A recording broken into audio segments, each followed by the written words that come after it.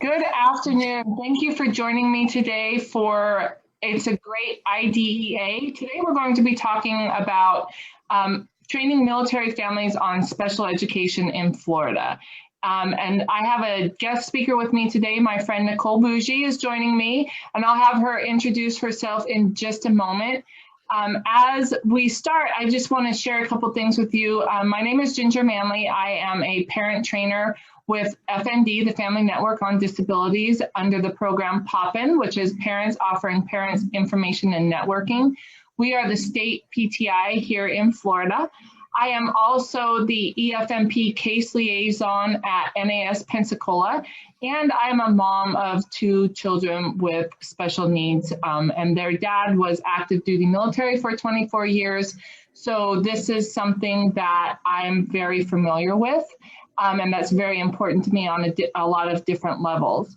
Before we start and before I have Nicole introduce herself, one thing I want to share about with this presentation that we're doing today is I have a link for a pretest underneath in the comments section, and that's something that you can print out.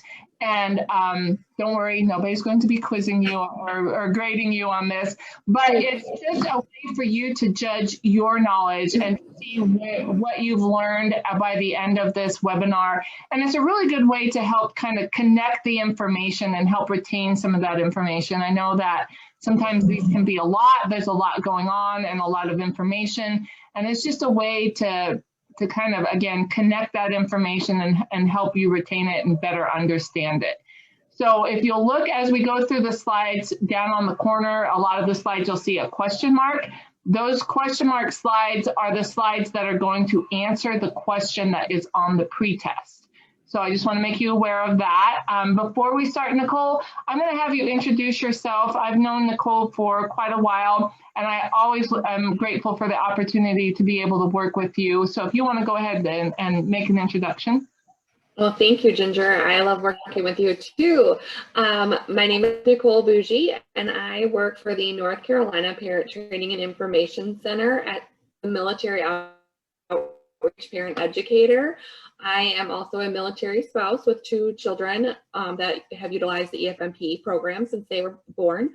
My husband is active duty Navy, and I also am a trainer for the Specialized Training of Military Parents, or STOMP.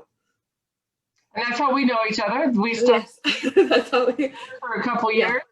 And so let me go ahead and get started on this. Again, welcome. We appreciate you being here today. Our agenda and what we're going to be discussing is we're going to talk about what is a PTI. We're going to talk about the 6 principles of I.D.E.A. We're going to talk about the eligibility and evaluation process for an IEP. We're going to talk about special education terminology because it is a whole nother language sometimes. And we're going to talk about some of those acronyms that you'll see and those terms that you'll hear in special education. We're going to talk about prior written notice, what that is and why it's important. We're going to talk about the individualized education programs, which is the IEP, as well as progress monitoring for IEPs. We're going to talk about parent participation, and then we're going to talk about procedural safeguards and why those are important and what's involved in that. Again, I am a parent trainer with FND, which is the Family Network on Disabilities. The program is POPIN. Every state has a PTI, at least one, and in the resource link that is attached to this webinar, one of the links that we have in there is a way for you to find your PTI in whatever state you may live in or whatever state you may be PCSing to. Each PTI runs their programs a little bit different. They can offer different things. It's an invaluable resource to you. Every time we PCS, the 3 main resources that I utilized was my school liaison officer of where I was going to, and sometimes even, again, where I was living at that time, I talk with both of them to assist with that transition. I always made sure that I talk with my EFMP case liaison or the exceptional family member case liaison to where I was as well as where I was going to. And then the PTI, because the PTI is someone that is knowledgeable with the state laws in the area that you're living in. They know the resources that are available, then they can connect you with a lot of different things as well. So all three of those resources are super important and will be a huge benefit for you if you choose to utilize those. As we start, I just want to let you know about FND. We are a nonprofit organization. We're a 501c3. We're family driven. So we're here to assist families and what their needs are. And we really let the programs that we create and the information that we share is driven by families and their needs and what they're looking for. One of the really unique things about FND that I really appreciate is that all of the board members and management are, as well as all of the parent trainers, are either persons with disabilities themselves or like me, we are parents of individuals with disabilities. And so this is something we really know personally. We live it in our daily lives, and it really helps us connect with you because we walk that walk as well, and we really understand that. Couple things, we do not act as attorneys, doctors, or mental health professionals. What we are here is to provide information, resources, and support to both families as well as professionals.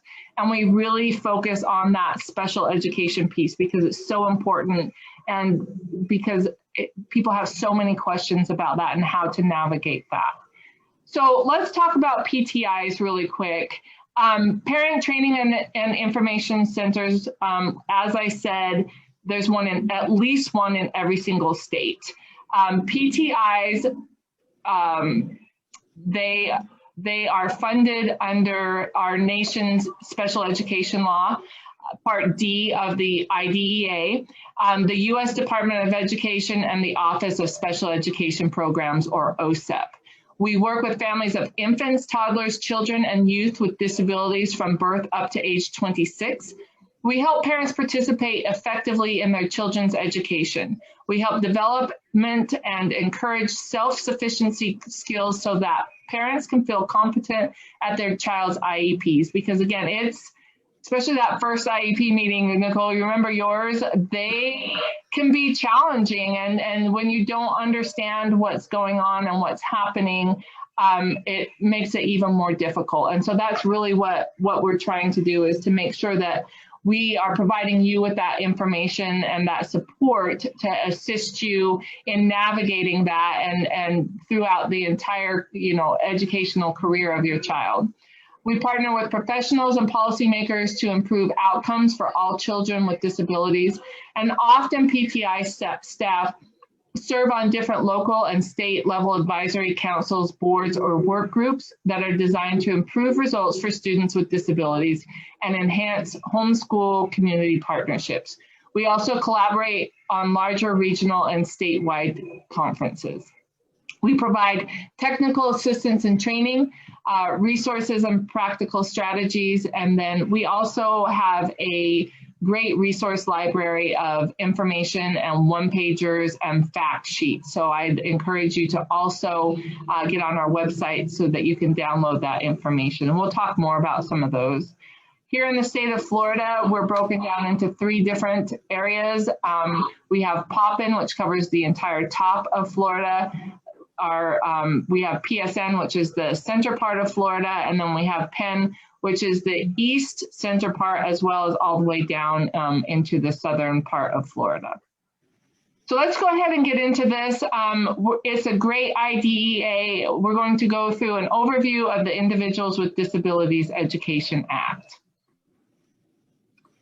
So the study came out according to the latest data provided by the National Center for Education Statistics, or NCES.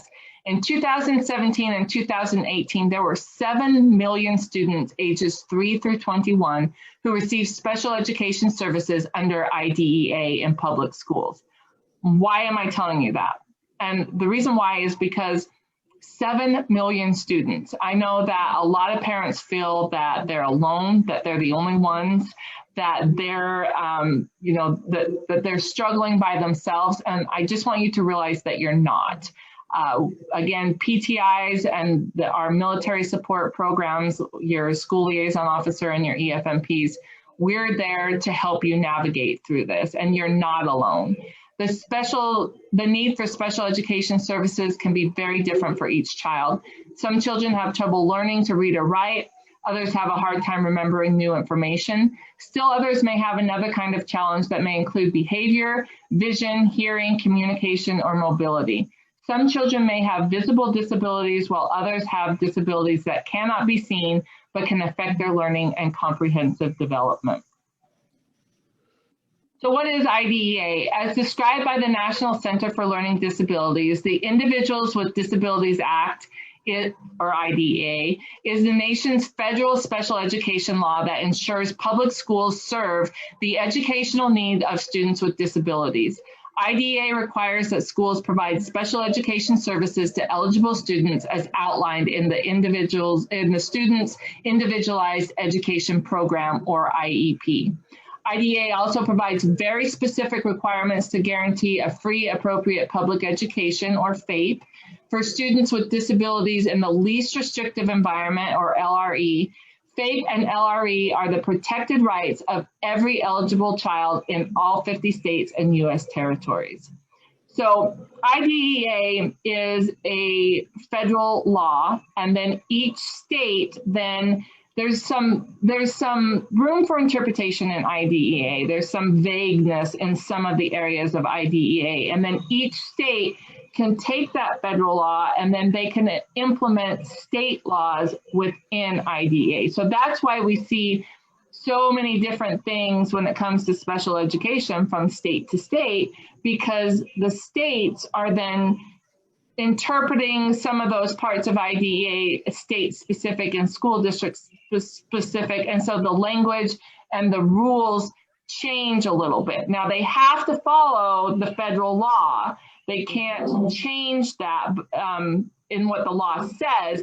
But again, there's a little bit of room for interpretation in some of the writing. And so they can tweak that a little bit. Now, for example, I.D.E.A says that when it comes to the evaluation process, that evaluation for a student to receive special education services has to be done within 60 calendar days. A little bit vague, 60 calendar days. So what states can do is then they can tweak that a little bit. So maybe they say, okay, 60 calendar days, we're going to do it in 40 calendar days. And so they've changed it, but they still fall under what the federal law says. Now, what they couldn't do is, we don't want to do it in 60 days, we're going to do it in 90 days. They can't, they have to fall under what the federal law says, but they do have a little bit of movement in how they do that. I.D.E.A has 4 different parts, and we're going to talk about all 4 of those parts. So Part A is the general provisions. Part A outlines I.D.E.A's general provisions, including the purpose of I.D.E.A and the definitions used throughout the statute. Then we have Part B. So Part B, that is our special education services for our school-age children. So this is going to cover children from age 3 all the way up to 21. Now, this is also a place where there's a little bit room for interpretation. I.D.E.A covers students up to age 21. However, states can change that a little bit too. So some states will cover them within the school up until their 21st birthday. On their 21st birthday, they no longer receive special education services and they don't qualify for I.D.E.A any longer. Some states will go for through the next semester after the child turns 21, and some states will continue to provide services and through the entire 21st year until that student turns 22. So that's another example of state laws and how they change a little bit. Once your child is found eligible for the protection of the law, I.D.E.A ensures the right to special education and related services as needed. I.D.E.A's goal is to make certain all students with disabilities who have been found eligible can receive special education and related services wherever they receive an education. And then Part C. So Part C is our early intervention services. So this is going to cover infants and toddlers from birth up until their 3rd birthday, through age 2 until they hit their 2nd birthday. And Nicole, I'm going to have you talk about this a little bit more and talk about I.D.E.A and I.D.E.A schools for some of our military families that applies to.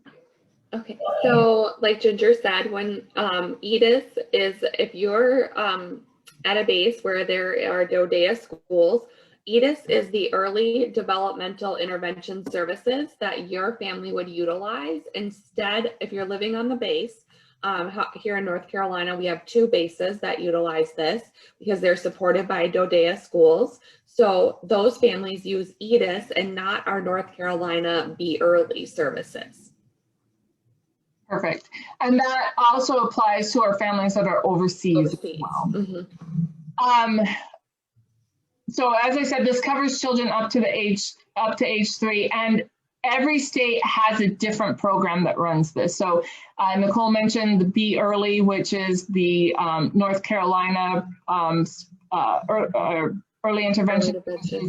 Here in the state of Florida is Early Steps. And so it is different from state to state, but what each agency does is they provide early intervention services for children up to age 3. They help coordinate those services, and they also can create an IFSP, which is an individual family support plan. And that is individualized for the family and the child on what the goals are for that child, what supports are put in place, what the goals are for the family, and what is involved for that particular family. So for example, I know both my boys had IFSPs. One of the things that was written into that is that socialization and communication was a big challenge for them. So we had them at the CDC, or the Child Development Center on base, receiving child care there 3 days a week for a couple hours a day, and they'd go in during lunchtime and snack time and kind of playtime. And that was part of their IFSP, so that they were getting that socialization and that communication with other kids, and they were able to mirror and mimic those children in that classroom. So they were learning those skills because that was one of their strong suits, is that mirroring and mimicking. And I know your girls, especially your youngest, she had how many IFSPs? She had 3 before she turned 3 years old. And so I think that's important to share with military families, is that every time we move or PCS, the IFSP does not transfer. You need to reapply for those services. So every state you go to, if your child is up until their 3rd birthday and you'd like to utilize an IFSP, which is a very handy thing to have, you have to reapply for it in every state, and it will be rewritten in every state. Then we have Part D, and Part D is what I was talking about earlier. It's the part of the law that funds this training, along with all the resources and supports that allow parents of children with disabilities to become their children's best advocates. I.D.E.A authorizes 3 types of competitive projects. We've got the Parent Training and Information Centers. We have the Community Parent Resource Centers, which is not available in every area. They're usually available in areas with underserved communities. So we're talking about military families are one for sure. Also, what are some of the other examples of that, Nicole? Low-income families. Low-income families. Then different ethnic groups. Also. So again, they're not available in every area, but they are available in a lot of areas. We do have one here in the Pensacola area. And then also it funds technical assistance for parent centers. So that's Part D. So moving on to this, we're going to talk about, this is the main part of the presentation, we're going to talk about the 6 major principles of I.D.E.A. We're going to talk about free, appropriate public education, or FAPE. We're going to talk about what an appropriate evaluation is and what that looks like and why it's important. We're going to talk about the Individualized Education Plan, or the Individualized Education Program, which is the IEP. We're going to talk about the Least Restrictive Environment, or LRE. We're going to talk about parent participation, and we're going to talk about procedural safeguards. So let's start with a free, appropriate education, or FAPE. I.D.E.A. was originally passed in 1975 as Public Law 94-142. So back then, it was called the Education for All Handicapped Children Act. And this gave grants to states for the education of children with disabilities. Before that, what was happening in a lot of instances is special education services and education itself was not made available to children with disabilities in a lot of locations. Children were not being educated, they were told to stay home, and then the schools would provide certificates of completion to the family. There weren't services being provided. It was a disservice to children with special needs for sure.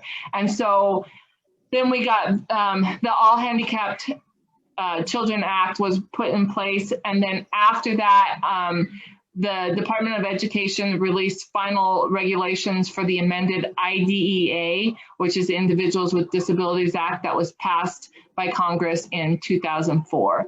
The regulations officially state that the major purposes of I.D.E.A are to ensure that all children with disabilities have available to them a free, appropriate public education, and that emphasizes special education and related services designed to meet their unique needs and prepare them for further education, employment, and independent living. So that really is the heart of what an IEP is and why it's put in place. It's also to ensure that the rights of children with disabilities and their parents are protected. It helps states, localities, educational service agencies, and the federal agencies provide for the education of all children with disabilities, and it also assesses and ensures the effectiveness of efforts to educate children with disabilities.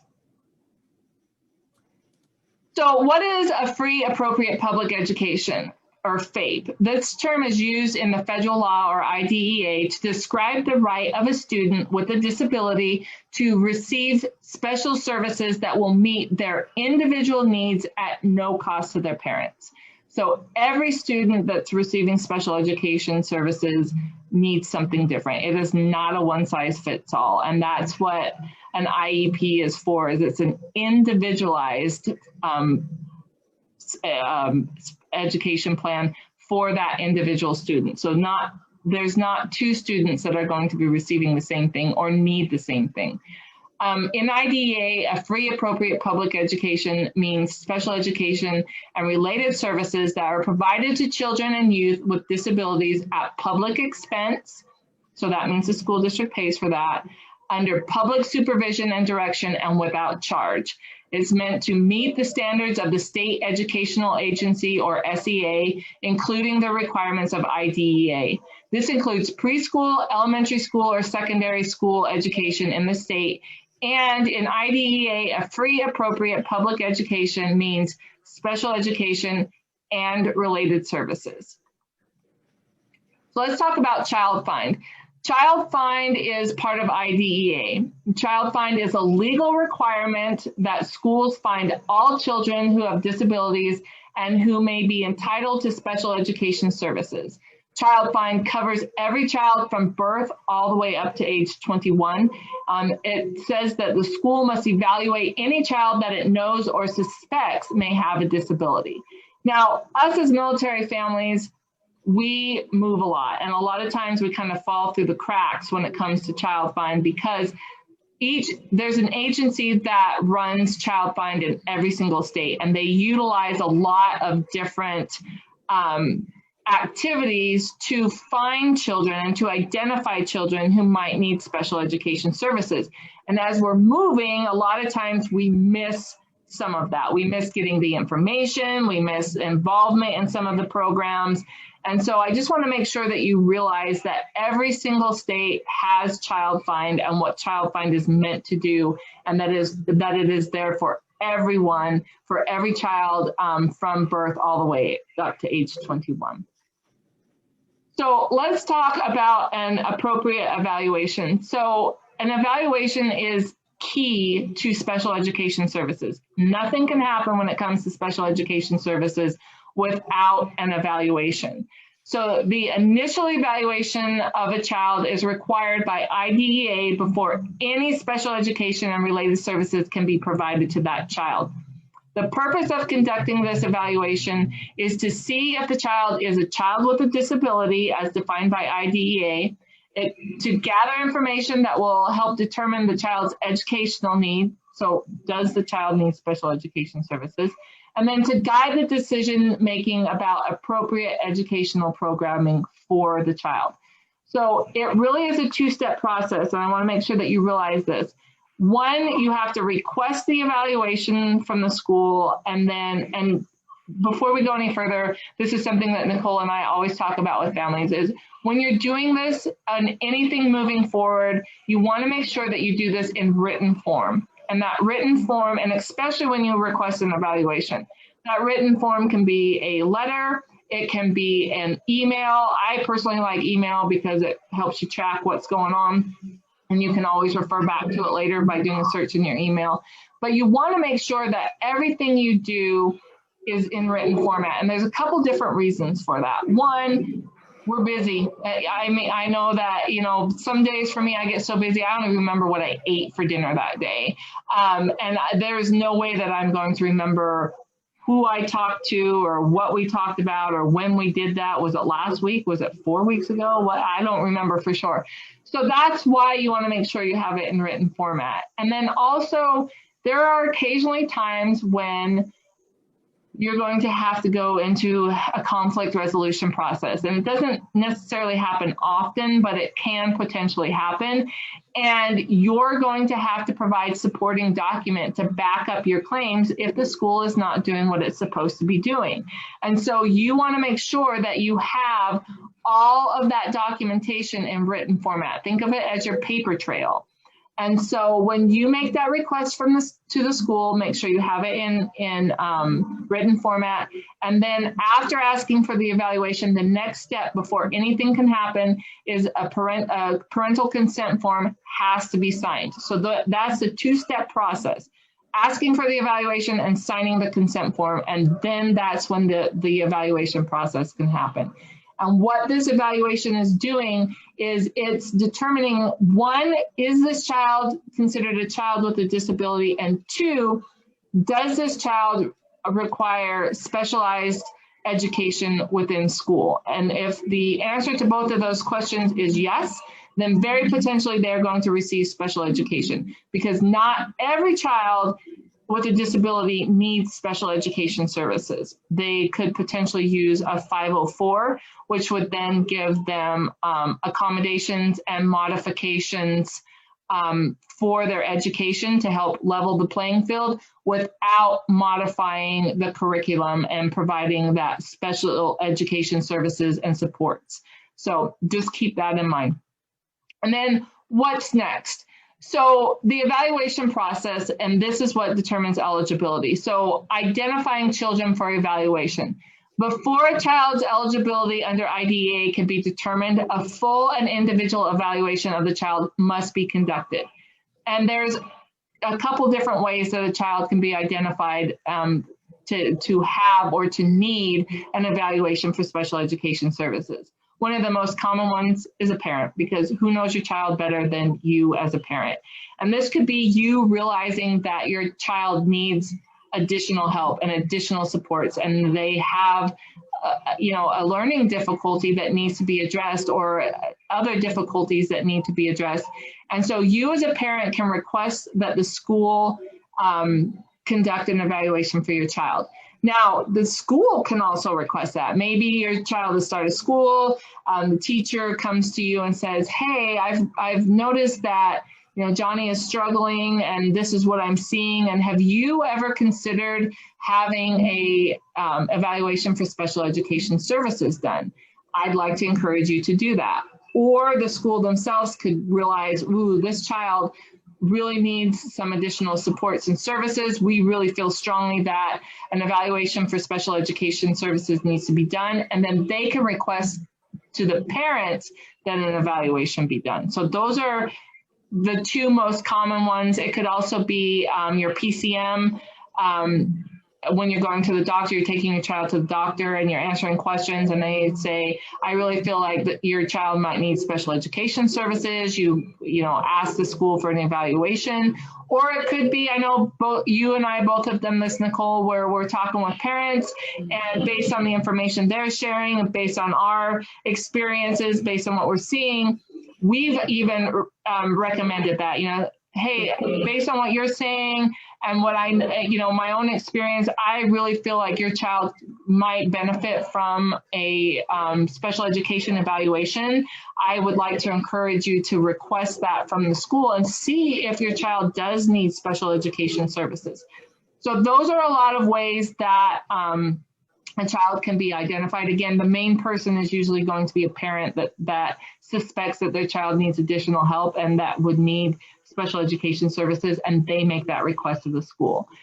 In order for that evaluation process to happen, again, your consent has to be given, and that has to be given in written format. So remember the two-step process: requesting the evaluation and then signing the consent form in order for that to happen.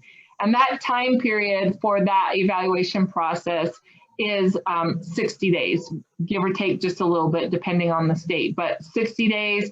And then there's a 30-day process for the IEP and the evaluation results and setting up that IEP meeting. So the entire process takes roughly 90 days, give or take a few days, depending on some different situations. So it's not a quick thing. It's definitely something that if you feel strongly about it, you need to request that from the school. So in doing that evaluation, again, the school is seeing if, one, this is a child with a disability, two, if this child needs specialized instruction within school, how they learn. They're gathering a lot of different information. And then in order to receive special education services, they also have to qualify under one of the 14 different categories under I.D.E.A. So I.D.E.A lists the different disability categories, and you can see on this slide, this one actually is here in the state of Florida, and each state can even add a few. So here in the state of Florida, gifted actually is a category that a student can qualify, so they can be twice exceptional. They can have another disability such as autism spectrum disorder and be a gifted student, and they would be considered twice exceptional. Under I.D.E.A, the different disability categories that are listed are autism, deafness, deaf-blindness, developmental delay. And developmental delay is basically a temporary category. It only at max, it will only cover a child up until age 9. In a lot of states, that category goes away at age 6. And then usually at age 8 in other states. And what it is it's just kind of a blanket category. Something's going on with this child, but they're so young that we can't really diagnose anything other than that there's a delay. You might hear it as speech or learning delay. And so they qualify under that to receive special education services in school. And then once they reach 6, 8, 9, then obviously more information is able to be gathered, where usually they'll fall under another diagnosis. I know mine started out under developmental delay, and then at age 6, when we were in California, they qualified under the qualifying category of autism, and then it's been that ever since. Emotional disturbance, hearing impairment, intellectual disability, multiple disabilities, orthopedic impairment, other health impairment, specific learning disability, speech or language impairment, traumatic brain injury, and visual impairment, including blindness. Now, students could qualify under a lot of different categories. I'm going to use you as an example, Nicole, because so Nicole's youngest daughter actually has 19 different diagnoses, autism being one of them. So Nicole, what does she qualify for special education services? So she, like your boys, started out on the developmental disability category in the beginning before she had some of her diagnoses, but now with all of them, she's under the other health impairment. And so that covers a lot of different areas, and the category that you qualify under does not drive the services that are available. So it's more, how does this student qualify for special education services, not if you qualify under this, you get this, or if you qualify under this, you get this. So just keep that in mind. And also keep in mind that schools, when they do the evaluation, they're evaluating for education and how that child qualifies to receive special education services. They are not making a medical diagnosis. So if you have a medical diagnosis, that is something that you can provide to the school, and they should take it under consideration. But again, they're evaluating on the educational side, not on the medical side. One more thing I want to talk about in this area before I move on is RTI, which is response to intervention. Here in the state of Florida, school districts are required to use a problem-solving process, or it's a pre-referral process called RTI. Now, not every state is required to use this. A lot of states do use it. And it is a pre-referral process, because what they're doing is it's a tiered system of support. So tier 1, RTI actually could cover the entire classroom. It's how the teacher changes things to address the needs of her students in that classroom. So it could be super simple things about, it could be the layout of the classroom. It could be handouts that she gives. It could be how she modifies the curriculum to make sure that she's addressing all the students and their needs in order to allow them to learn. Then tier 2 is more one-on-one services. So it's more intense supports. And so an example of that could be that the teacher groups the students together for reading. So she's going to group the high-level readers together for reading, and then kind of the middle-level readers together, and then the struggling readers in one group. And so they may all be reading the exact same book, but they're reading it on a level that they're able to read, and that assists those students that are struggling to be able to catch up and still be reading the same thing as the other students. I mean, that's just one example.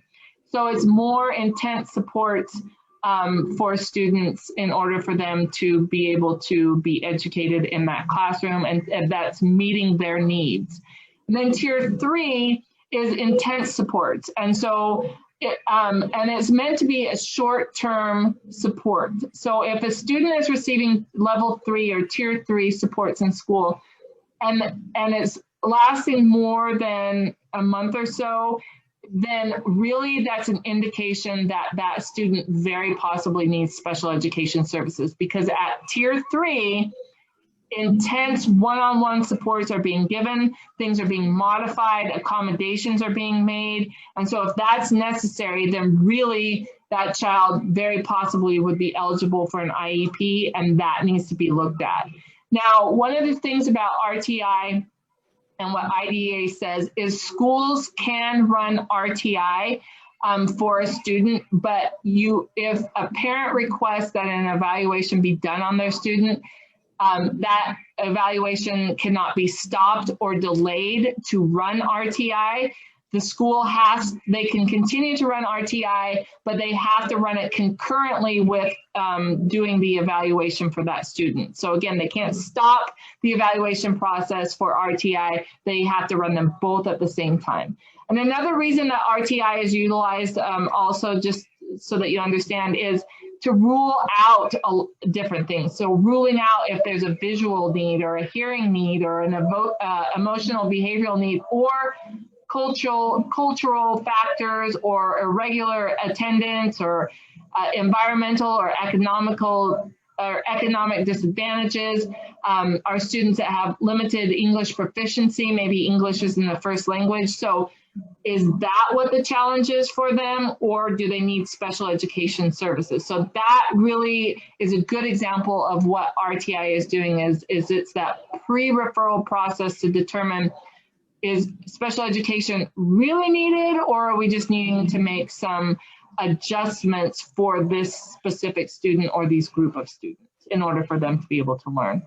Yeah. Oh, one thing, Ginger, to remember is sometimes RTI is called multi-tier systems of support, MTSS, in some states. Yeah, so they RTI falls under MTSS, but yes, it can be called, you may hear a MTSS instead of RTI, but it all is the same thing. Yeah. Thanks for mentioning that.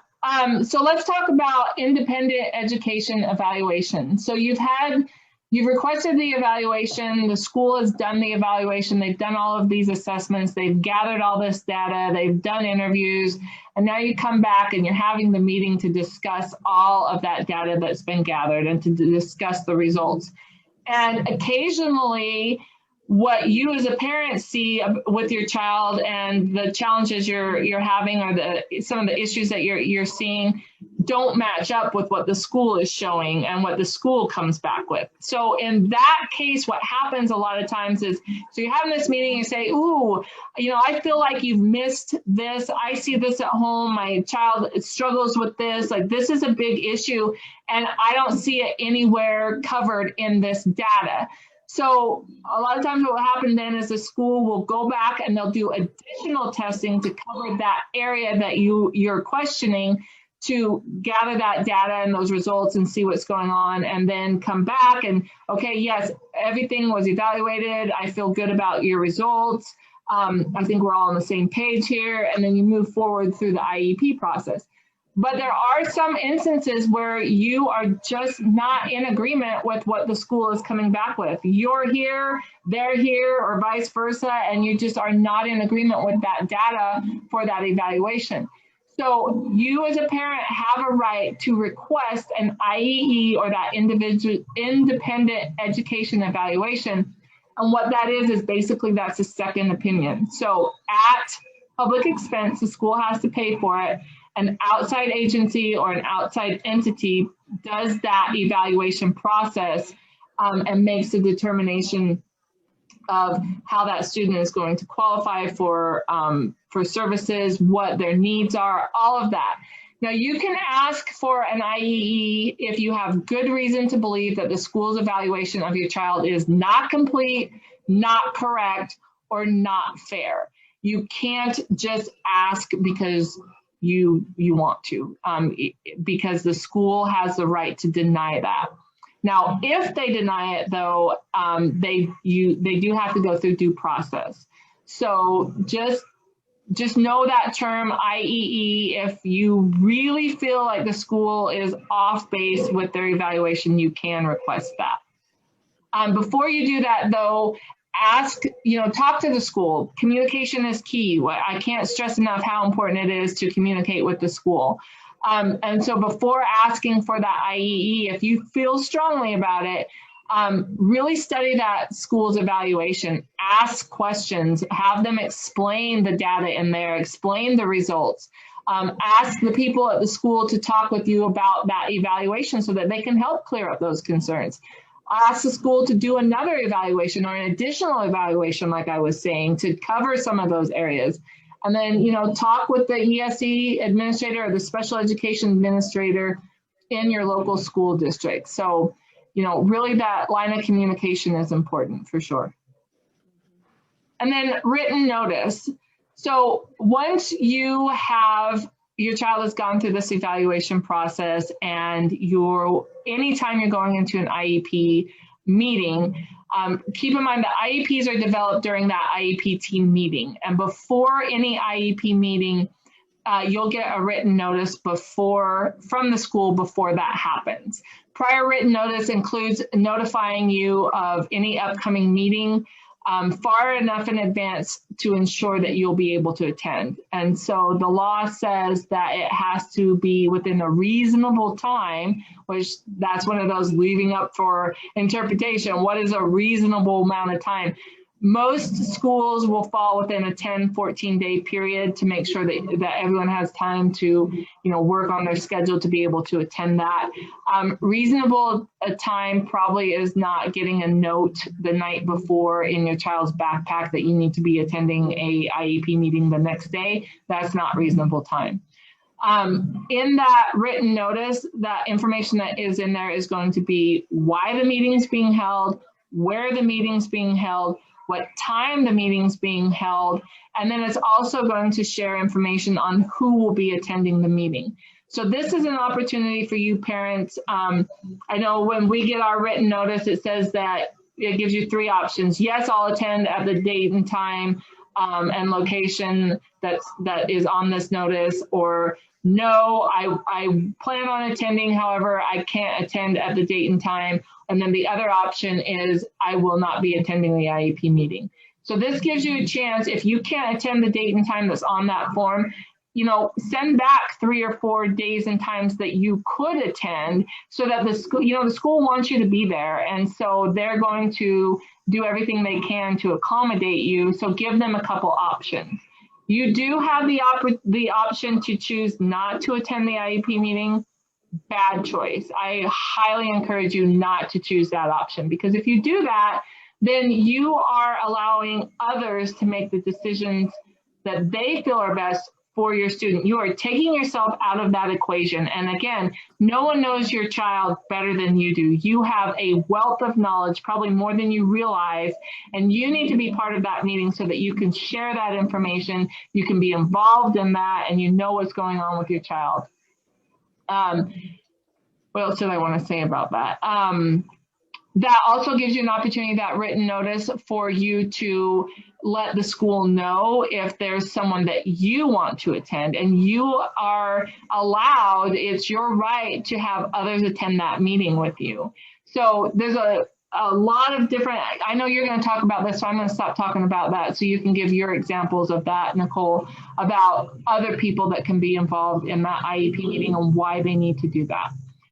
Okay, so Nicole, why don't you go ahead and talk about the Individualized Education Program, or IEP. Thanks, Ginger. So we've gone through the pre-referral, referral, identification, and eligibility. Now we're going to go over the part development of the Individualized Education Program. The IEP, or Individualized Education Program, is a document that lays out the plan of action that will be used to ensure your child is provided equal education. This also means having equal access to programs with his or her peers, assistance with completing tasks, goals, or whatever technology your child needs in order to maximize his or her potential in achieving academic success. Using the information obtained from your child's evaluations, the IEP team will develop the IEP. This process is typically in about 90 days from the beginning of starting the request for evaluation. If this is your first IEP meeting, you and the rest of the team will develop your child's first IEP. After that, you'll typically meet every year to update, revise the IEP to reflect his or her current goals and strengths and needs. But you don't have to wait every year to update. You can call an IEP meeting anytime that there's changes that need to be addressed. And that's important to remember. We see a lot of times our students, especially our military students with family or parents, or even both parents deploying, a lot of times that's a period of time that they really struggle, and we see a lot of regression during those periods of time. So like Nicole said, those IEP meetings are held yearly, and then there's a triennial that's held every 3 years. But if your student needs something changed or needs more supports, or the goals need to be changed because they've blown those out of the water and now we need to move on something else, or move on to something else, those IEP meetings really can be held at any time. And so you need to, ask if that is something that you need, ask that an IEP meeting be held. Another example of that would be, I know that I've had talks with the teachers and stuff about different strategies and techniques that we've learned that really work with the boys that we found, in their different therapies that they go to. And so I've gone to the teacher and said, hey, this really works. and explained it to them. Can you utilize this in school and see if this works here as well? And then they've done that, and there've been several instances where they're like, wow, that really was a great thing. We need to use this in class. So at that point in time, ask for another IEP meeting, and it can be a small one. It could just be the parent and the teacher and maybe the principal. And then an amendment or an addendum can be written to that IEP, and that new goal or strategy or technique then is put in the IEP, because keep in mind that IEP is a legal document, and if it's not in the IEP, it doesn't exist. And so, with us as military families, sometimes we can move at the drop of a hat. And so if you have something that's been working in the classroom and it's not in that IEP and you PCS, then the next school isn't going to have that information, and they're not going to have that knowledge. And you basically are going to have to start back at the beginning with that again, because it's not in the IEP. So someone should be able to pick up that IEP, read it, and then implement everything that's in there. But if it's not in there, it doesn't exist. Correct. Thank you for adding that, Ginger. So we're going to go into a little bit more about the IEP team and who is going to be a part of that team here. So like Ginger said before, parents, we are our child's most important advocate, and we will always be invited to the meeting, and it's a great idea. You should always attend the meeting, but it can be held without you if you can't. But always best advice is to attend. We want to make sure that we're giving our expertise and information about our children, and so we know what's happening at school as well. And then for our kids that are a little bit older, definitely by the time they get to transition, the student can attend the IEP meeting, and they can give that voice for themselves and say, this doesn't work, or this accommodation is helpful. It's really important. It teaches them self-advocacy skills as well. Or if they're littler and they want to put together a collage, or you want to work on a document all about me, or painting the big picture, and have them help you with that. They can share their wants and goals, and just helps focus the meeting around them. That's who we're here for. So it's always good to keep that in mind. And then the special education teacher, general education teacher, the LEA or local education agency. This is a representative of the school district that is authorized to make any decisions approving services.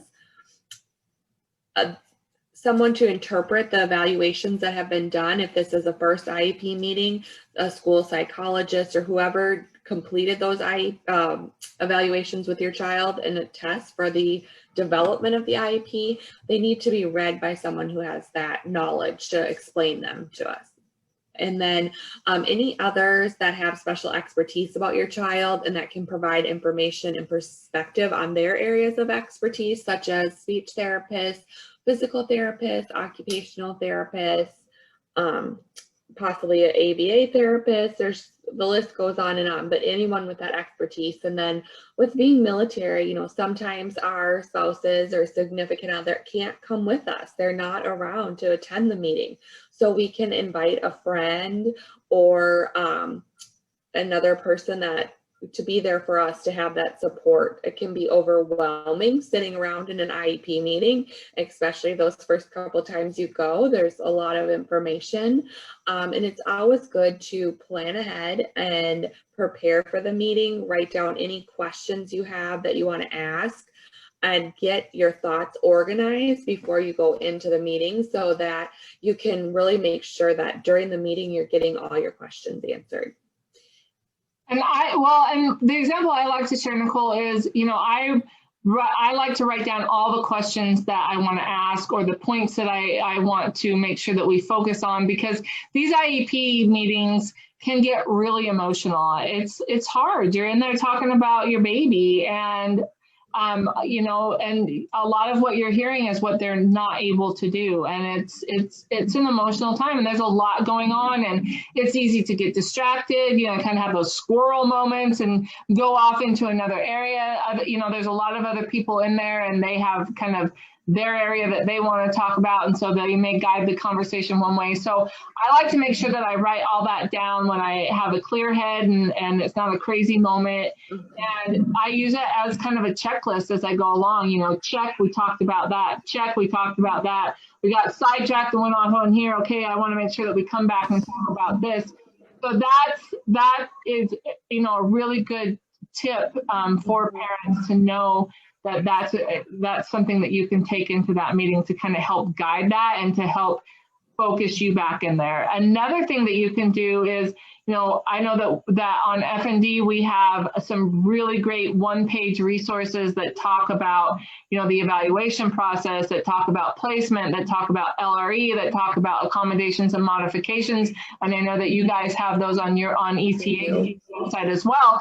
That's something else you can take in there. You know, again, there's a lot of stuff going on, and when it's your first few IEP meetings, this is a language that you don't necessarily know, and it just kind of helps you keep track. And it's nice to be able to be like, wait a minute, I know that I read something about that. I have this one pager that talks about placement, and you can pull it up and you can look at it to kind of help you get on track and use that terminology and really, you know, feel like you're participating and that you know that what you're talking about, even if somewhere inside you don't think you know what you're talking about. It's great. So take those things in with you. And you were talking about other people that could be in the meeting. Another thing is that, you know, our service members, whether they're single parents or they're dual military, this is a really good time too to have maybe grandparents or the guardians of those children come into that IEP meeting. So when those service members deploy, then whoever's taking care of the children know what's going on. They know what that IEP is, and they can participate and they can monitor and they can help with that as well. So that was one more I wanted to add. Oh, and you reminded me of also there's other ways they can participate. They could video call in, they could send a letter if they're unable to share at the time. Some service members, like my husband, when he's gone, he's gone. We can't get in touch with him. So he doesn't have that option to call in, but he could write a letter for his concerns that he wants to be read if we know that meeting's coming up and we're having some issues. And I think done that, and I know that you have too, and that you know, that gives impact to those meetings because that service member is deployed and yet they're taking the time to join in whatever method they're able to do that. We've VTC'd, and you know, my husband has never been to an IEP meeting, and it's not because he's a bad parent or he's not involved, just because he was deployed every single IEP meeting.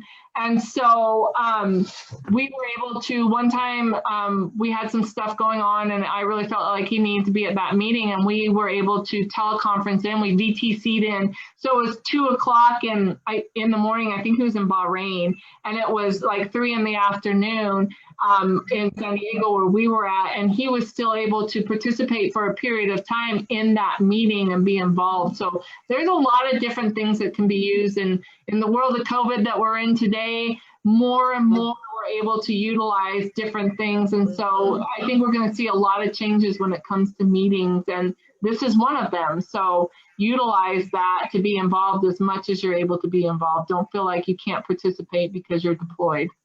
Yes. So now we're going to talk about present levels of performance. That present levels of performance describe your child's current skill level.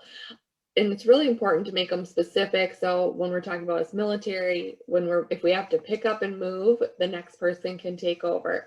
Every IEP must include a description of the child's skills in the areas of concern and explain how the disability affects his or her progress in the general education curriculum. The Iep team typically uses formal assessments to determine the child's functioning and establish baselines of performance. The team may also use anecdotal information from progress data from the child's classroom teacher to further describe their skills. Thank you. So the next part we're going to discuss is measurable annual goals. The IEP must contain goals and explanations of how the progress towards goals and objectives will be measured. It also should describe how the information will be reported to the parents. Typically that's at the time of like report card, when report cards go out, you'll get a progress report describing what the progress is being made on those goals. These goals are based on the present level statements. An IEP may contain one or more annual goals, and they describe what your child should be able to do within that year. Annual goals must be measurable. This means that goals should be written so that at the end of the school year, the IEP team can tell you if your child has learned what was expected, and goals should also be reasonable. We don't want to put too much stress on our kid. We don't want to make the goals too hard that they can't obtain them, and we don't want to make them too easy that they can quickly obtain them. And they should be SMART goals as well. That's a terminology thing that a lot of people use in different states. It's specific, measurable, attainable, timely, relevant. Thank you. I was like, I know I'm forgetting a letter here. Yes, thank you. And then the last one is time-based. And so time-based. Okay. Yeah. And you want to make sure that these goals, they're meant to be for that 1 year in one school year. We don't want to be seeing the same goals year after year, because if we are, then clearly there's a problem there. Your child should be progressing. Again, they should be specific goals. They need to be measurable, attainable, relevant, and time-based. And if we're seeing that goal year after year or for a few years in a row, then clearly that's not happening, and we need to address that. Is that goal, is it not being met because it's not being implemented? Is it too difficult for the child? What is happening? So that's something that you need to keep in mind there too. And then Nicole, do you want to give an example of annual goal? Oh yeah. So by the end of the year, Caitlin will independently read 4th grade textbook and answer comprehension questions with 80% accuracy. So that really is a SMART goal. It's measurable when that's going to happen. It's an attainable goal. It's relevant to her needs, and it's time-based. What wouldn't be a good goal is that by the end of the year, Caitlin will read better. Okay. Yeah. What does that mean? What is she going to be reading? What is better? Does that mean she's reading one more word than she was at the beginning of the year? How is that going to be measured? So that's something to know about those goals, is they need to have all those pieces in there. So benchmarks or short-term objectives. Your child's IEP may contain benchmarks or short-term objectives. However, they are not required to be written into the IEP. The IEP team makes the decision about including the benchmarks or the short-term objectives in the IEP. Benchmarks are major milestones between the present levels and the annual goals. Short-term objectives are similar, but usually cover smaller steps. However, many people use these terms interchangeably. Benchmarks can be a helpful way to break down the skills that your child needs to accomplish their overall annual goal. Whichever method is used, the IEP should list all the appropriate steps need to master the goals that the IEP team has set for that student. In some states, including North Carolina and Florida, they are only required for students not taking standardized courses of study. Thank you. So I mentioned before progress reports. Usually that comes at the time when report cards are sent home. Throughout the year, you and the school will keep track of how well your child is doing, and the IEP must describe how your child's progress towards the annual goals will be measured and when that information is going to be shared with you about the progress. Typically that's done at report card time. And then they also need to describe how often, if they're going to give you that information more frequently, if there's some goals that you're trying to meet, and that waiting till report card time might not be the best time to get that progress report. Maybe you want to see how they're doing on that progress sooner. So discussing that with the IEP team.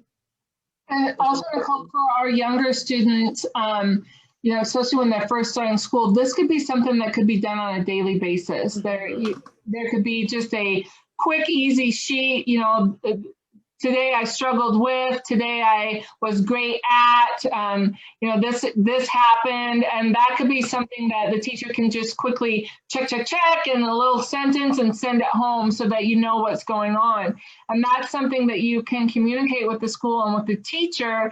Sometimes even, you know, for your specific child, you know, help the teacher, help them create something if that needs to be made. But keep in mind that teacher is really busy. She's got a lot of students, or he has a lot of students beyond yours. So the more you can be involved and the more that you can assist in something like that, the better, because that takes some of that pressure off the student.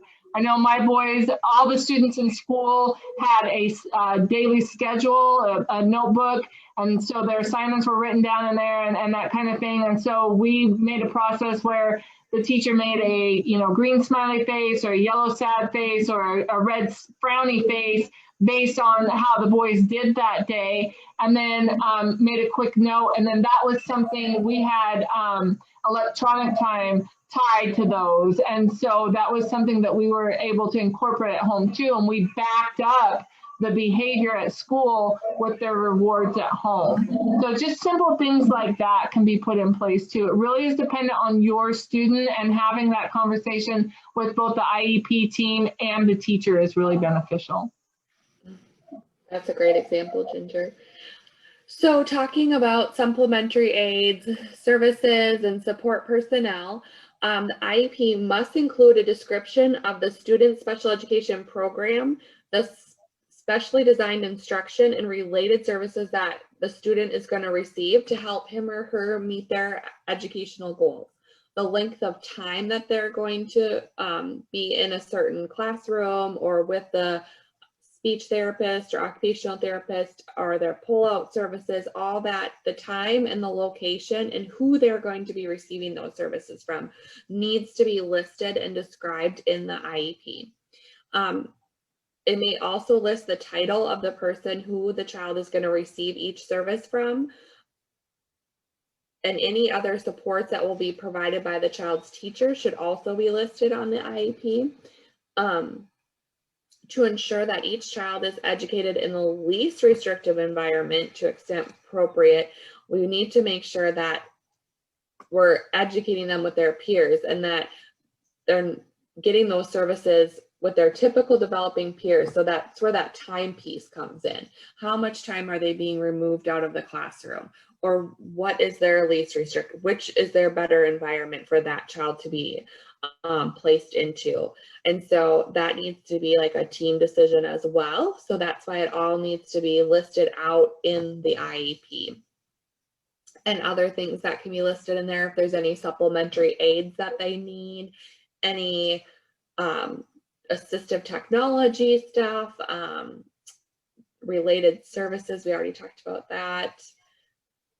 One other thing too, Nicole, that can be put in there that a lot of parents don't realize is, you know, our teachers, they're very smart and they do a lot of things for our students, but they only know so much, and they can't, and you don't know what you don't know if you don't know it. And so one thing that can be written in there is supports for school personnel. So things that would help them more effectively work with the student. So this could include special training for a student's teacher. It could be supports for school personnel that are needed to help them meet the unique and specific needs of that student. So that, you know, in the world of autism, which we both know very well, one of the sayings that you hear a lot is, if you know one student with autism, you know one student with autism. So this teacher may have had a student with autism in there previously, but now they have another student, and their needs and what that student requires could be, you know, a whole 180 away from what the other students, and they don't know how to work with this student. Or if they have a student with a different disability that they've never worked with, how am I an effective teacher, and how can I teach this student what they need? And so supports for that teacher also can be put in the IEP. Thank you. That's the one I was forgetting right there. No problem. So accommodation and modifications. The IEP must explain what types of accommodations and modifications will be used and why they're going to necessary for that student. Your child may need changes in teaching or testing in order to make progress and demonstrate what they've learned. The IEP describes these changes and as accommodations to the way the student is accessing that instruction and demonstrates what they know. Students who need accommodations but not modifications usually work towards a standard diploma. Accommodations are usually tried before considering modifications. Modifications change what the student is expected to learn. That may include changes to the content, requirement, expected levels of mastery. Modifications can also include partially completing coursework or program requirements or getting instruction, how they change the instruction to them, and for students with significant cognitive disabilities.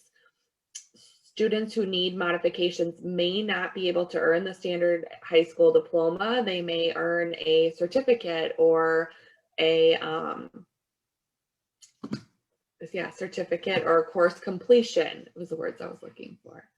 So talk about that a little bit more and why it's important to, when you're in that IEP meeting, to discuss this and if your student is going to be working toward the standard diploma or something different. Yeah, you don't want your student to end up in 11th grade and you didn't realize that they weren't on that diploma track, because you wouldn't necessarily have the time to make that up. And so it's really important that you know what course track that your student is going for, and what the school what the team has decided would be best fitting for that student, because it is not for every student. It's very different. My youngest daughter, Michaela, had started out in her least restrictive environment. She went to she transitioned at 3 to school and then went to a regular kindergarten class. But by the time she was 3, she had to be in that self-contained classroom. That curriculum was just too much. She wasn't able to keep up with her typical peers. And so now she's on a life skills course of study. That occupational course of study is what we call it here in North Carolina. That certificate is too much for her to achieve. She's reading at like a kindergarten level. And so we're working on other things. And so it's really important that us parents know what's happening with our kids, so we're not surprised by the time they get into high school and, if it's too late to make up the difference and try to get them on whatever course they want to be on if they're not in the appropriate one. Well, and a lot of times our military families, when we're moving, again, that change in terminology and different things. And if you're not aware that that is in there, and you're not aware that that's something that the student has options on, if it is a standard diploma or if it is access points or whatever that state calls it, certificate of completion, sometimes that can get changed in the process of moving from state to state. And so it really is something that's important to pay attention to and to ask questions about, because I'm just working with a family where, their child's in 11th grade, and this for years and years and years, they thought that they were on a standard diploma track, and they just now found out that, or realized that they weren't. And so they're not going to get a diploma after high school. They were on access points, and so they're going to get a certificate of completion. And so the students in 11th grade, it's too late to go back and fix all of that at that point in time. So they absolutely can get a GED, but it's something you really need to pay attention to and be aware of and ask those questions in that IEP team. And I really want parents to know about that, so they don't get stuck in a bad situation or not realize the whole time. And you gave a great example of Michaela. She started out where she was getting the standard diploma, and then just realizing with her abilities and her needs that just was not going to happen. And so it changed. With my boys, when they started out, we've always been moving towards that standard diploma. Didn't know what was going to happen with them, didn't know what their needs were going to be. But that's always what my plan was, and everything that we were working towards. And right now I can tell you, they are AP honor roll and they're getting their standard diploma. They're on track for that. And, they're in the general education classroom and, they struggled. They still have some struggles for sure, but, they have progressed up to that. So that is possible as well. Mm-hmm. So accommodations in administration of the state or district level tests. So the IEP must include a statement about what accommodations a child will need when taking those state or district level tests. The accommodations to a state or district level assessment should only be requested when those accommodations are used in their regular classroom setting as well. And it's not something that you can request at the last minute. Can't be like, oh, next week the assessments are coming up. We need to get that in there. And really making sure that that's also written in there, that if they are using testing accommodations in their regular courses, that you have those accommodations, that they're getting those accommodations during assessments and district level testing. Thank you. So kind of going back to a little bit about what we were talking about earlier about like transition and knowing about the course of study and what our kids want later on in life is really important, and being part of those transition meetings. Some states, they start as early as 14. I.D.E.A. says that no later by the child's 16th birthday, the IEP must include measurable goals for the student's anticipated post-secondary program and a description of the services that the child will need to reach those goals. And so that is going to really look different for everyone. Those post-secondary transitions can be anything from like independent living to vocational school, community college, four-year college. It can really vary. And it's important for the IEP team to work with the kids on what they want. And I'm dealing with that with my older daughter. She had started out just wanting to go to a vocational program, and now she's on the track to go to a four-year degree. And thankfully she changed her mind quick enough so we could get that foreign language credit in there so that she is ready and set. But yeah, like you said, I mean, our kids can do great things, and she's on AB honor roll and on track for going to a four-year degree and taking post-secondary classes in high school. So what's next? We've talked a little bit about this. So transition planning, and the Florida Parent Center has a great transition guidebook to help with that. But there's also other things out there from like understood.org, and I think there's a couple others about transition like checklists, what resources are available to help our kids with planning, what they want to do after they're done with school, and just really working with them because it's what they want, not what we want. It's unbelievable. They're growing up before you know it and ready to start talking about colleges or what living independently. I mean, what are they wanting to get accomplished after high school?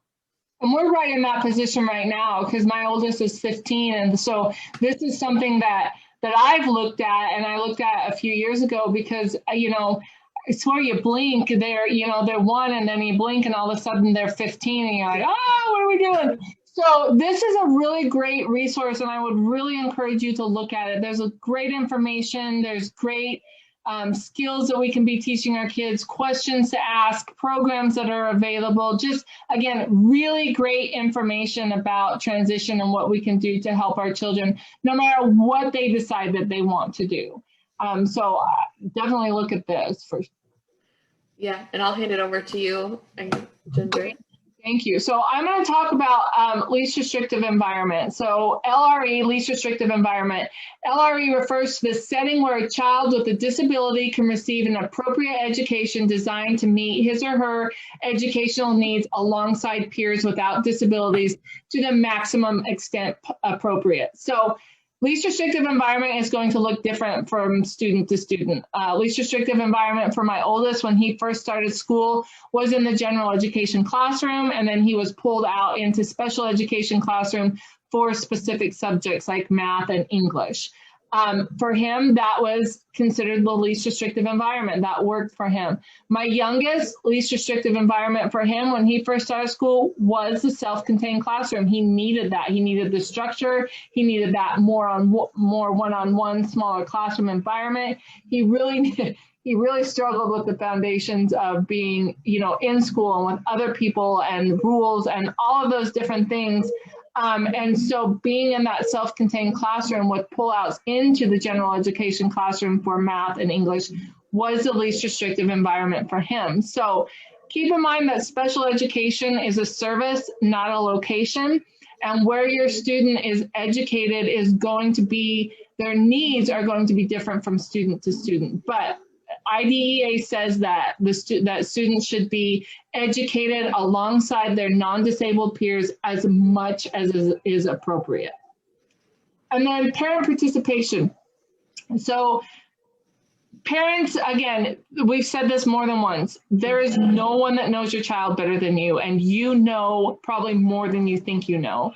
And being involved in the IEP meetings and in the education of your student is so very important, because you have a wealth of knowledge that you can share, and questions that you need to be asking, and you need to be, holding the schools accountable for those IEPs. And so you have to be involved in those meetings and involved in your students' education as much as possible. What I.D.E.A. says is that almost 30 years of research and experience has demonstrated that the education of children with disabilities can be made more effective by strengthening the role and responsibility of parents and ensuring that families have meaningful opportunities to participate in the education of their children at school and at home. So, the law says it, so clearly it's true. And it is. And I joke all the time that, my boys are amazing from about 8 o'clock in the morning till about 1 o'clock in the afternoon. And then they turn into this whole nother animal after that. They've been at school, they're following the rules, they're having to wear clothes, they're having to participate in these things. There's a lot of things going on. And when they get home, I see things that the teachers will never see. And then on the flip side, I can't tell you how many times I've said something to a teacher and they're like, well, I don't have that problem at school. Ian does this and he does this and he does this just fine. I'm like, what happens at home? Because that doesn't happen at home. What are you doing? Asking those questions. So again, that communication and having you involved, so very important. And then again, moving forward on that. So parental rights of participation can be summarized like this. Parents have the right to participate in meetings related to the evaluation, identification, and educational placement of their child.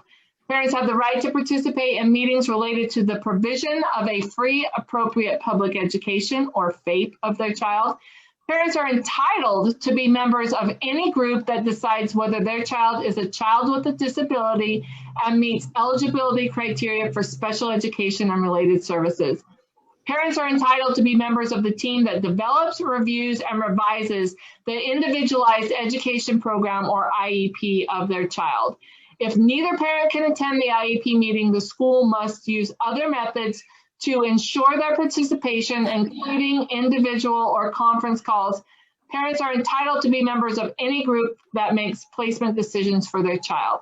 And we said this before, you're not required to participate. However, it's your right and it's your choice, and we highly encourage that you are. I.D.E.A. guarantees that you are given the opportunity to participate.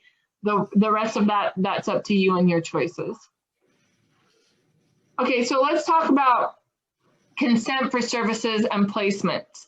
So you will be asked for written consent for placement and services only once, and that's going to be right after the initial IEP meeting.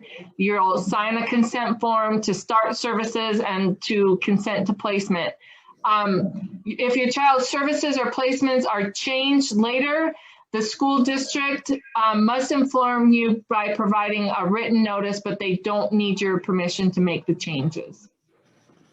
And then the right to have written notice. So prior written notice, the school systems have to provide parents with prior written notice when they propose to initiate or change the identification, the evaluation, or the educational placement of your child, or the provision of FAPE, or if they refuse to initiate or change the identification, evaluation, or educational placement of your child or the provision of FAPE.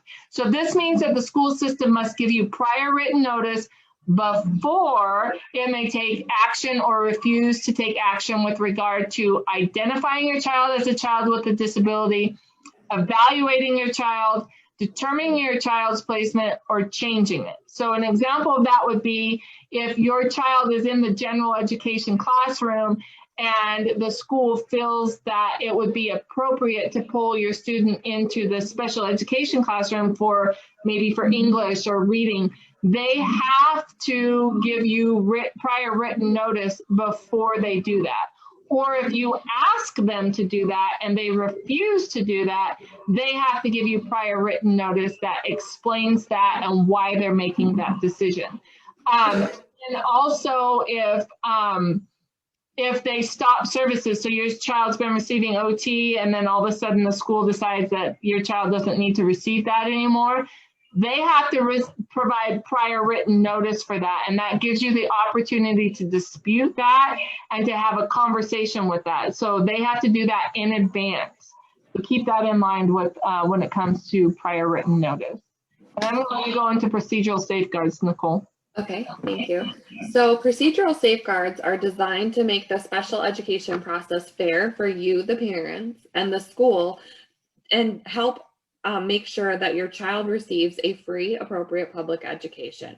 Procedural safeguards give parents and schools a set of rules to help them work together. The procedural safeguard also gives parents and schools a way to solve and settle disagreements. Most notably, procedural safeguards include the following: rights for parents to receive complete explanation of all the procedural safeguards available under I.D.E.A. and the procedures in the state for representing complaints, confidential, and the rights of parents to inspect and review educational records of their child, the rights to participate in meetings related to the identification, evaluation, placement of their child with the provisions of FAPE to their child, the rights of parents to obtain an independent education evaluation or IEE of their child, the right to receive prior written notice on matters relating to identification, evaluation, placement of their child, and provisions of FAPE to their child. It gives parents the parents' rights to consent or deny, or give or deny their consent before the school may take certain actions to with respect to the child. It gives parents the right to disagree with decisions made by the school system on issues, on those issues, and then the rights for the parents and the school to use I.D.E.A. mechanisms for resolving disputes, including the right to appeal determinations. The school will provide you a copy of their procedural safeguards at least once a year. You can also, you'll get them at the initial referral meeting, or you can request them for your request for evaluation when a change of placement occurs, as part of a discipline procedure upon filing a state complaint, or first request for a due process hearing in a school year, and also when you request a copy. You can ask for it at any time. And it's good to have that, read through it in our spare time, right? We have so much spare time. And I just think of how many different states procedural safeguards we have with all of our 5 moves while the kids have been in school.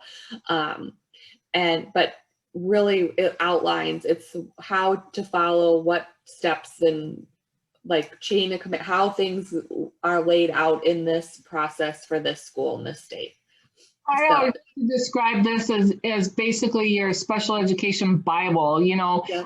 all of the school or your instruction manual, all of the rules that for that specific school district or that specific state are in there. And if you look at this, it really answers a lot of questions that you may have, because like Nicole said, it lays out the processes. It talks about timelines. It talks about what your rights are, what's available to you. You know, if you need a translator, that's available, and all that information is in there. So it really is important to look at. It gives you a lot of power and it gives you a lot of knowledge. And they're different from state to state. Keep in mind they can be changed on a yearly basis. So even if you feel like you're pretty familiar with one, look at it on a yearly basis, because something could change. And they're different from state to state. I've said this before, like the Florida one, I think is about 22 pages with all this information and how they have it written out. And I was giving a training in Utah, and their procedural safeguards was 300 pages. So, and basically what they did is they just took I.D.E.A, and that's what's in the procedural safeguards. They straight down go through, word for word what I.D.E.A says. And so that's why it's so much.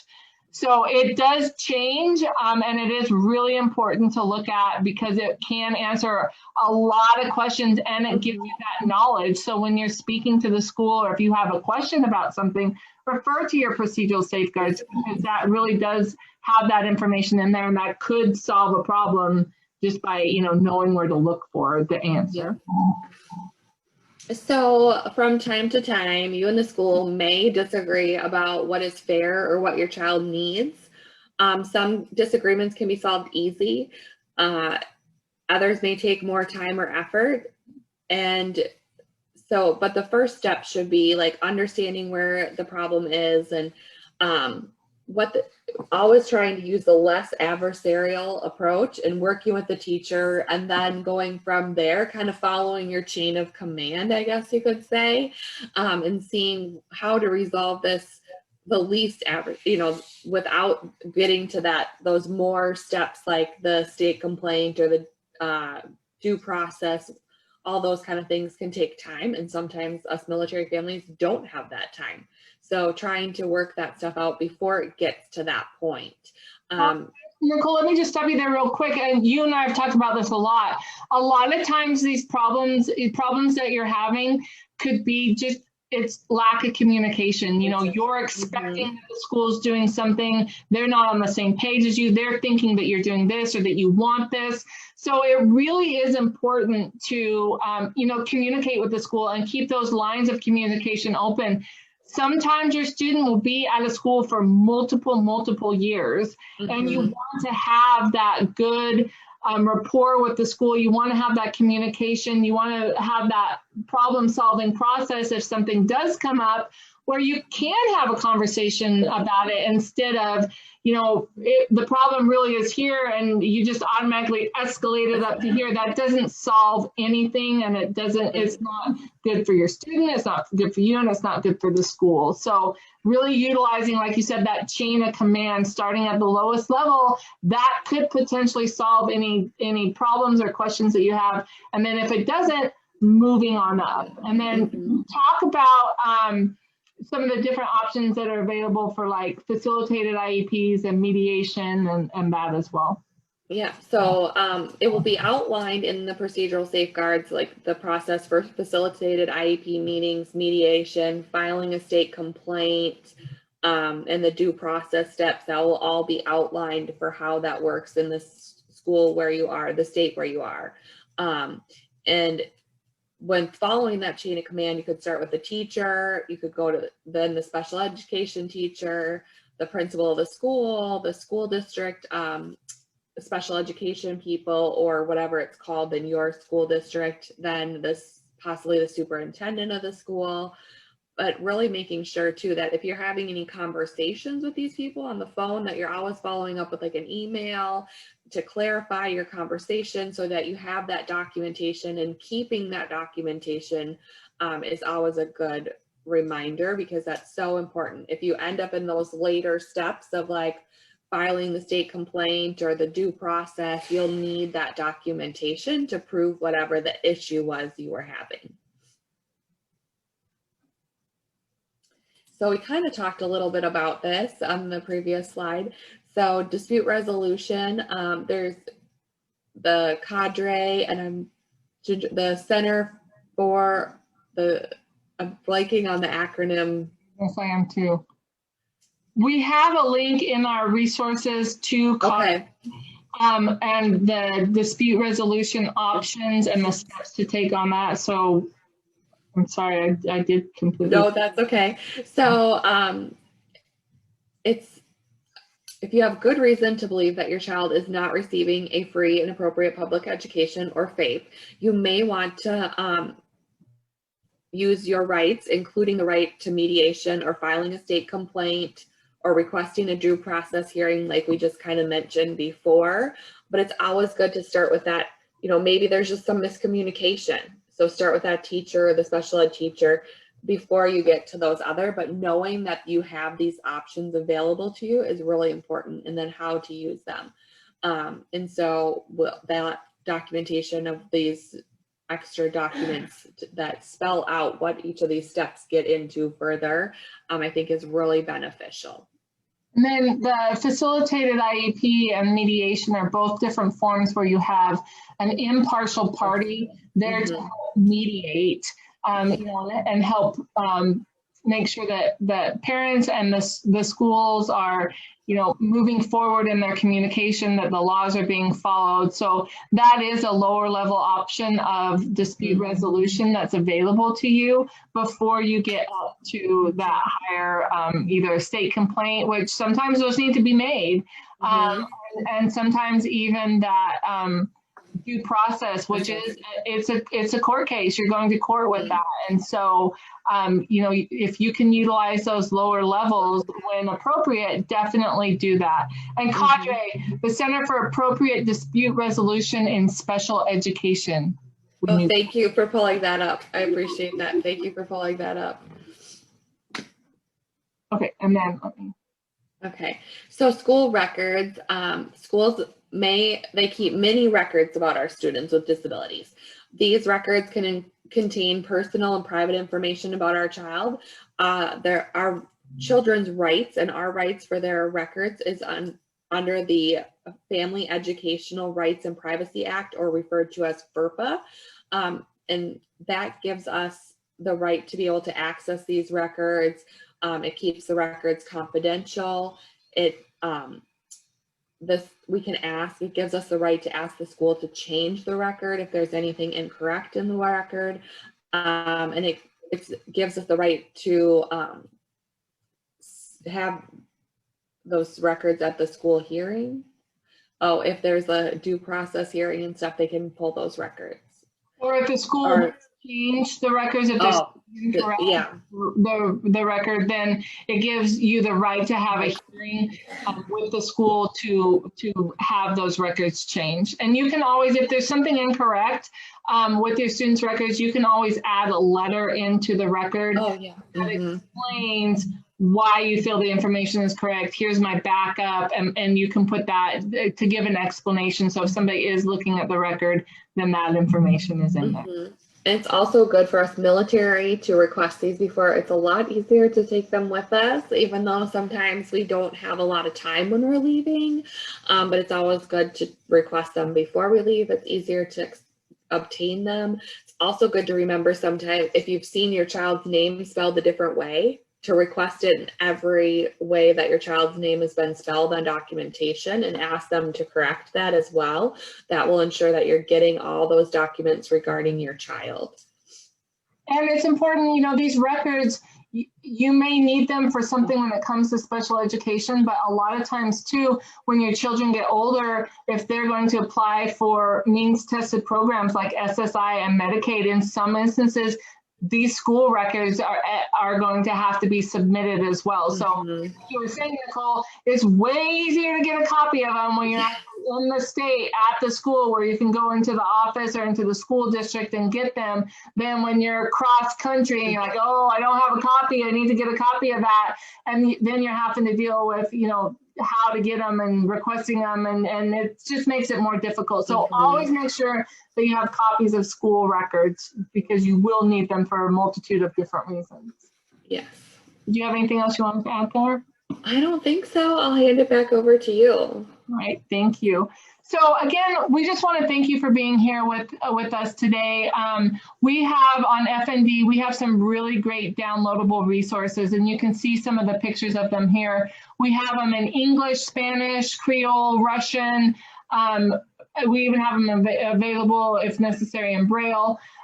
These one-pagers, and one of my favorite is the one that looks like a tree, and we have others that I really like that I utilize all the time like that too, where you can print them out. You can, bite-sized pieces of information to help you, and it's something you can take with you to those IEP meetings or to the school. You can share them. They're a valuable resource, and I really love having them available. When you go on our website, if you click on them, they actually drill down further into additional information on those subjects as well. We also have healthcare resources available through our STAR program that answer a lot of different questions and can help you in different areas as well. We also have created, due to all the lovely hurricanes that we've had back to back in the state recently, we have some disaster readiness guides for families with children or persons with disabilities to really help in that process, because we do have some unique challenges there. This just is a quick slide to show the different areas again and programs that FND has here in the state of Florida. Pop-In is the program that's the top part of Florida. PSN is the central west part of Florida. PEN is the eastern and then southern part of Florida. Family Star covers our families who have health disabilities or physical disabilities. And then we also have trust services. We do a pooled trust, and then we have our Dadvocates program, which is for our dads with children with special needs. So again, Nicole, thanks for being here with me today. I really appreciate your time and your input and your experience. And thank you to you for being here today and listening to our webinar. We are going to have some great resources down in the comments section. And if there's ever anything we can help you with, please feel free to reach out to us. We'd love to answer your questions. So thank you again and have a great evening.